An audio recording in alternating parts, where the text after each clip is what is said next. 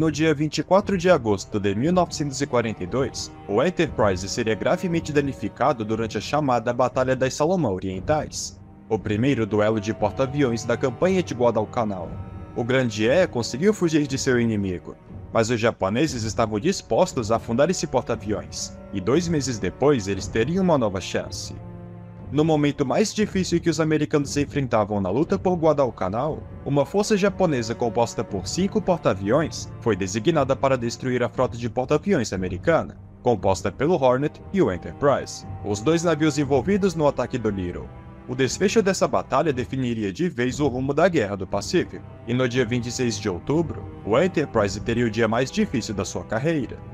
No vídeo de hoje, irei falar sobre a Batalha das Ilhas Santa Cruz na perspectiva dos americanos a bordo do Enterprise, e no próximo vídeo falarei sobre essa batalha na perspectiva japonesa. Este vídeo será baseado nos livros O Sobrevivente do Pacífico de George Blount e O Desafio no Pacífico de Robert Leck. Este é o 14º episódio da série A Campanha de Guadalcanal.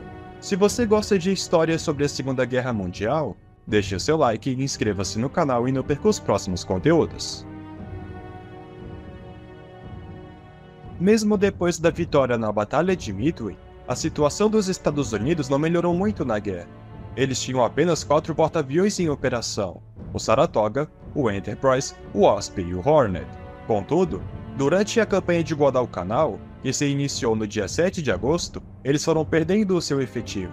O Enterprise seria gravemente danificado na Batalha das Salomão Orientais, retornando a Pearl Harbor para reparos. O Saratoga foi danificado por um submarino, ficando fora da luta por Guadalcanal. O Wasp seria destruído pelo submarino I-19 no dia 15 de setembro. Os americanos passariam metade do mês de setembro, e praticamente o mês inteiro de outubro, com apenas o Hornet em operação no Pacífico. No lado japonês, eles tinham 5 porta-aviões: o Shokaku, Zuikaku, Junyo, Ryu e Zuiho. O Ryujo seria perdido no dia 24 de agosto, mas mesmo assim, era uma diferença de 5 para 1. O cenário desesperador para os americanos, que ainda estavam na defensiva na luta terrestre em Guadalcanal. Os fuzileiros navais estavam sendo muito bem-sucedidos em barrar os constantes ataques do inimigo contra Henderson Field, mas eles não podiam ficar na defensiva para sempre. O apoio da marinha desde o desembarque até o mês de outubro foi praticamente simbólico, tendo em vista que eles não queriam arriscar seus preciosos navios em uma área onde a marinha imperial dominava os mares. A derrota na Batalha da Ilha Savo também consolidou o domínio dos navios japoneses na região. O general Vandegrift clamava por mais apoio da marinha. Se as coisas continuassem desse jeito, seus homens não durariam muito. Foi então que no dia 16 de outubro, os reparos do Enterprise seriam finalizados, dando novamente aos americanos mais um porta-aviões para a luta. Agora era 5 contra 2. O almirante Chester Nimitz, comandante em chefe da Frota do Pacífico, sabia que uma batalha de porta-aviões estava para acontecer, calculando que ela ocorreria no final de outubro. Ele sabia que o exército imperial estava preparando um ataque em larga escala contra Hendersonville, e eles seriam apoiados pelos porta-aviões de Nagomo. Dessa forma, Nimitz começou a preparar suas forças navais para enfrentar os japoneses, mesmo em desvantagem numérica.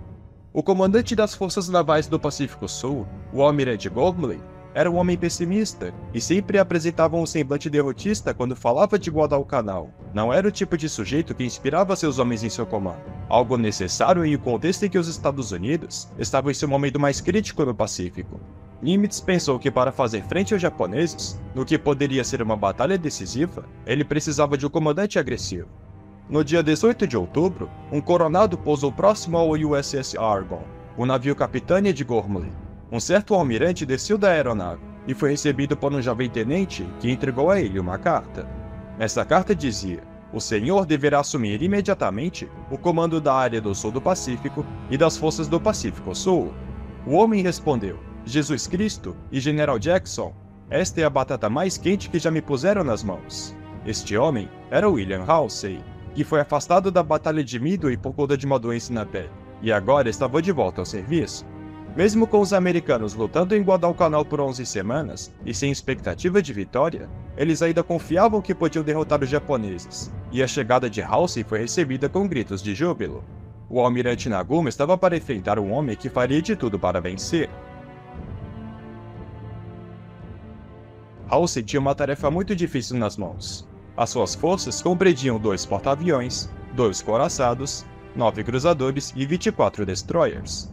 Estes navios foram organizados em 2 grupos, um liderado pelo Enterprise, a Task Force 16, sob comando do almirante Thomas Kincaid, e o último pelo Hornet, a Task Force 17, e sob a liderança do almirante George Murray.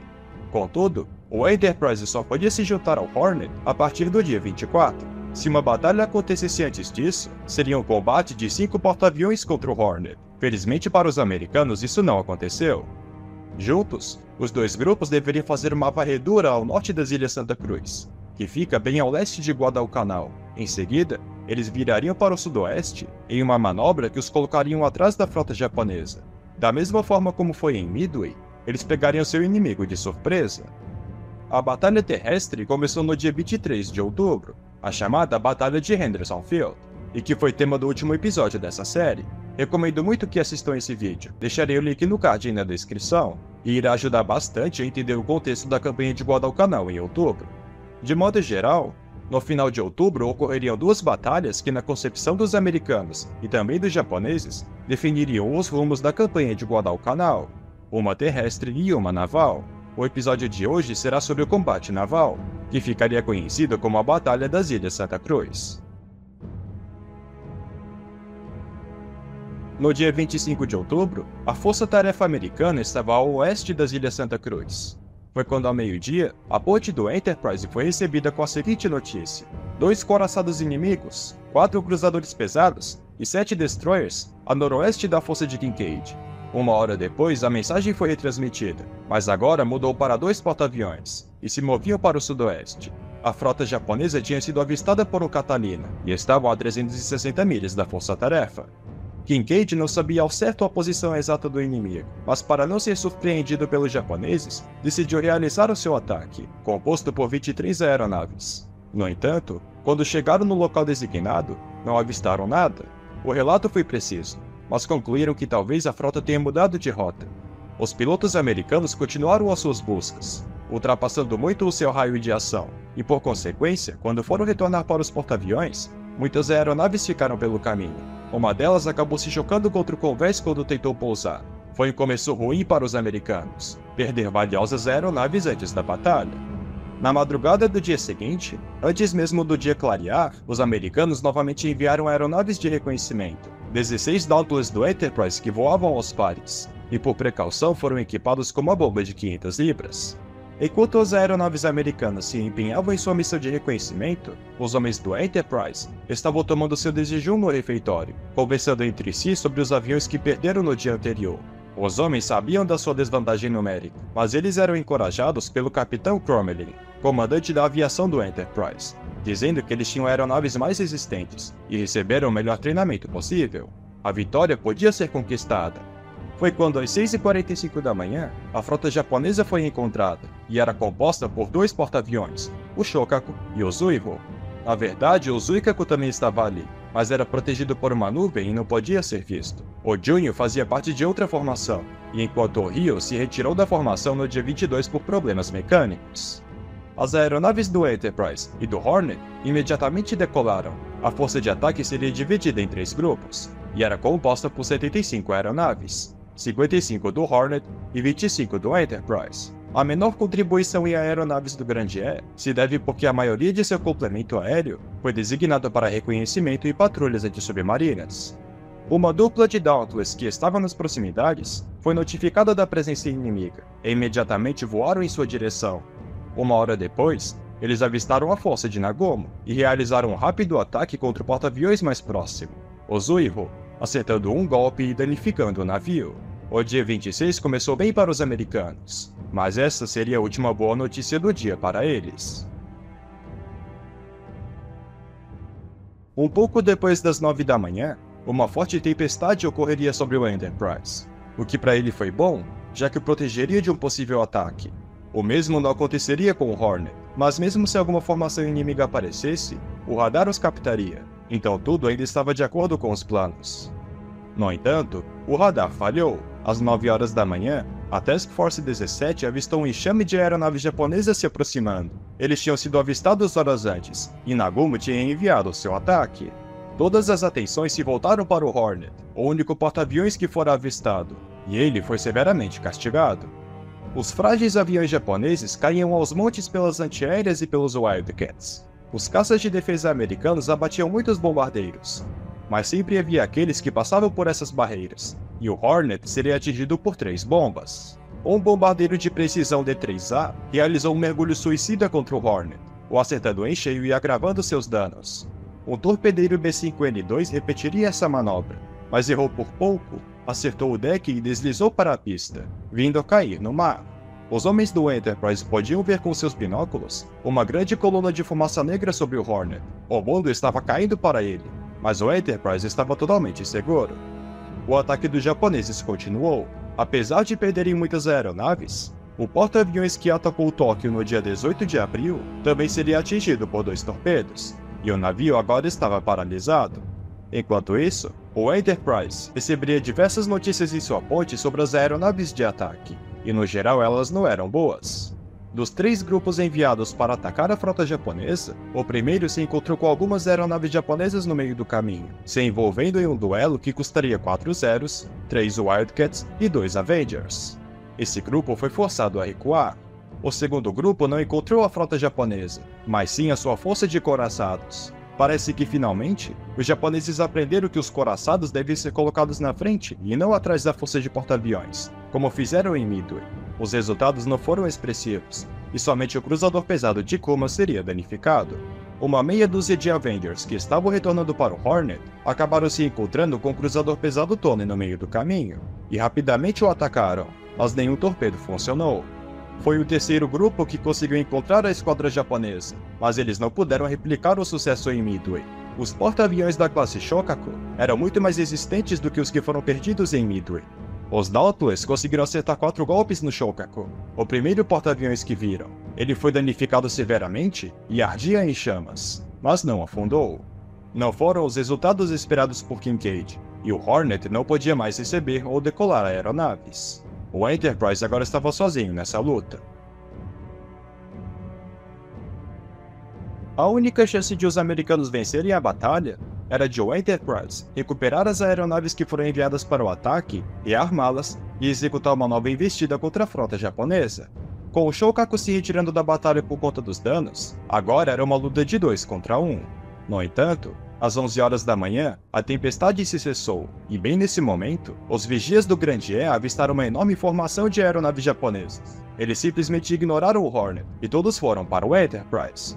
Os próximos minutos seriam terríveis para o porta-aviões americano. Ele e suas escoltas abriram fogo com suas antiaéreas, e os Wildcats fizeram um ótimo trabalho de defesa. Muitos aviões japoneses caíam no mar, mas outras continuavam avançando. Graças às manobras do Enterprise, o fogo das antiaéreas e a defesa dos Wildcats, o Grande E não seria atingido por nenhum torpedo, mas os bombardeiros de precisão mergulharam aos montes contra o porta-aviões. É simplesmente indescritível a quantidade de bombardeiros japoneses que foram abatidos nesse momento. Os frágeis D-3A mergulhavam lentamente em direção às antiaéreas, e a maioria eram derrubados. Contudo, alguns deles lançaram as suas bombas. Às 10h17, uma bomba atingiria o seu convés. Os fragmentos empurraram muitas aeronaves e marinheiros para longe, e o navio começou a se incendiar. Logo em seguida, uma segunda bomba o atingiu. Essa foi mais severa. Ela perfurou o deck e explodiu em seu interior, quebrando um dos elevadores. Algumas das aeronaves nos hangares começaram a explodir em sequência, aumentando ainda mais os seus danos. 40 homens morreram na hora, e cerca de 70 ficaram feridos. Um grande buraco se formou no convés. Pouco depois, uma terceira bomba o atingiu. Na verdade, ela caiu na água a 3 metros do Enterprise, mas o navio seria sacudido pela explosão da água, e um dos SBD estacionados foi jogado para o mar. A sala de máquinas também seria danificada, bem como no armazenamento de combustível.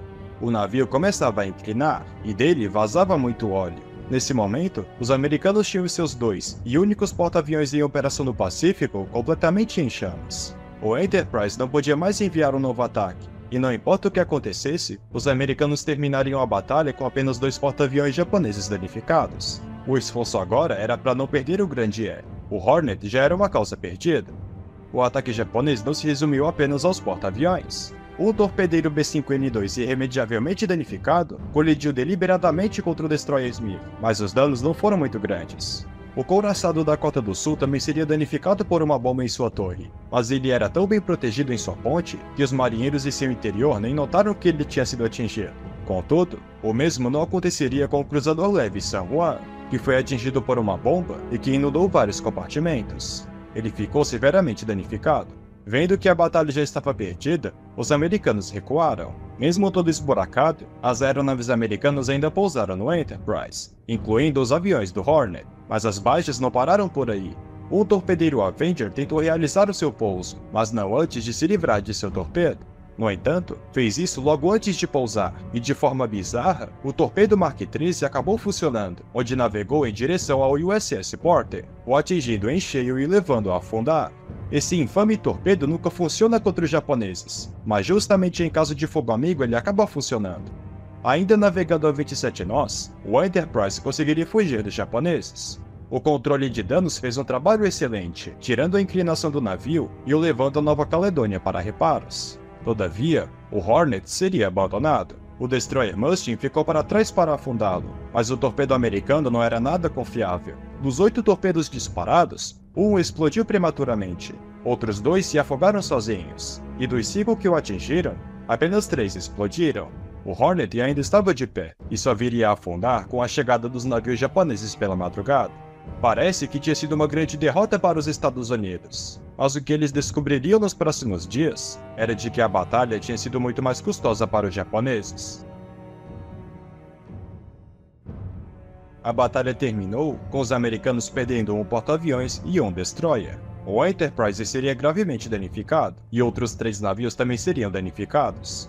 No lado japonês, eles não perderam nenhuma embarcação, mas os porta-aviões Shokaku, Zuiho e o cruzador pesado Chikuma foram seriamente danificados. Olhando apenas para esses números, é difícil de imaginar um cenário negativo para os japoneses. Vamos então analisar as perdas em aviões. Os japoneses perderiam 99 aeronaves e 148 pilotos.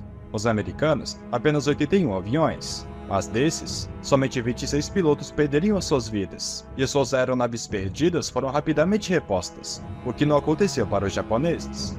Com a perda massiva de aeronaves, 2 porta-aviões danificados e com a falta de combustível por causa das perseguições, os japoneses também recuaram, e não puderam se aproveitar dessa vitória. Os americanos tinham adquirido a maestria em reparos de navios. O Yorktown depois do Mar de Coral é um ótimo exemplo.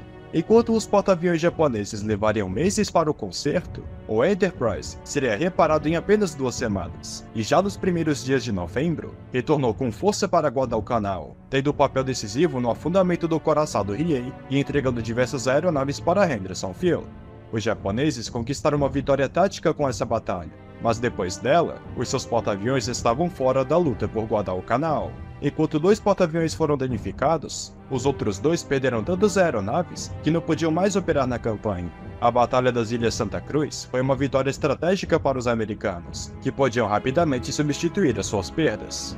O dia 26 de outubro não foi o dia em que o Enterprise sofreu mais danos em sua carreira, mas se ele fosse afundado, os americanos não teriam mais nenhum porta-aviões em operação no Pacífico em 42. Se um único torpedo tivesse atingido, usando o Lexington e o Yorktown como exemplo, dificilmente o Grandier teria saído vivo. O sacrifício do Hornet não deve ser esquecido, mas o Enterprise teve um papel altamente significativo para a vitória dos americanos em Guadalcanal.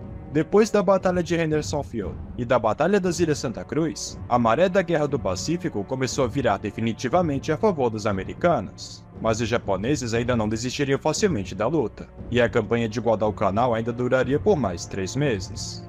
Gostou desse vídeo? No próximo episódio da série irei falar sobre essa batalha na perspectiva japonesa.